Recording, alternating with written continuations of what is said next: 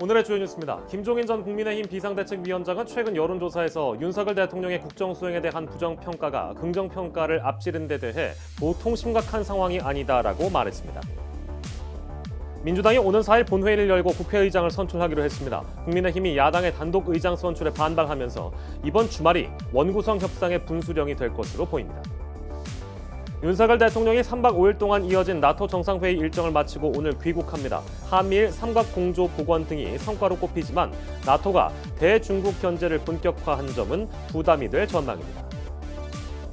박순애 교육부 장관 후보자가 센터장을 맡고 있는 서울대 공공성과관리연구센터 소속 조교에게 개인 연구실 청소를 시키는 등 이른바 갑질을 한 것으로 보도됐습니다. 만취 음주운전과 논문 표절에 이어 또 다른 의혹이 제기됐습니다.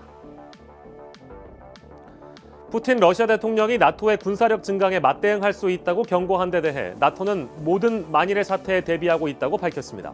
반면 러시아 측은 러시아와 서방 간에 이미 철의 장막이 드리워졌다며 독자 노선 의지를 분명히 했습니다. SNS를 통해 마치 연애하듯 연락을 주고받다가 돈을 뜯어내는 이른바 로맨스 스캠이 진화하고 있습니다. 삼성전자가 세계 최초로 3나노 기술을 적용한 반도체를 생산하기 시작했습니다. 경쟁사인 대만 TSMC보다 반년 정도 앞섰다고 하는데 시장에서 판도를 뒤집을 수 있을지 주목됩니다. 이달 말 임대차 3법 시행 2년을 앞두고 임대차 시장에서 월세 비중이 한 달 만에 10% 가깝게 급증했습니다. 전셋값이 급등한 데다 금리 인상으로 대출 이자 부담이 커지면서 자금 조달이 어려워진 영향으로 보입니다.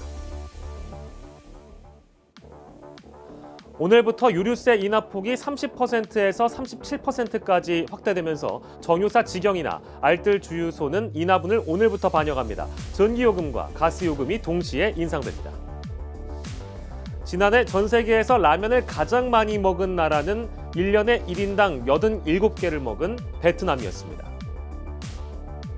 전국적으로 집값이 약세를 보이는 가운데 대구 수성구와 경북 경산시 등 지방 17곳을 부동산 규제 지역에서 해제하기로 했습니다. 다만 세종시와 의정부와 동두천 같은 수도권 외곽 지역은 계속 규제 지역으로 유지하기로 했습니다.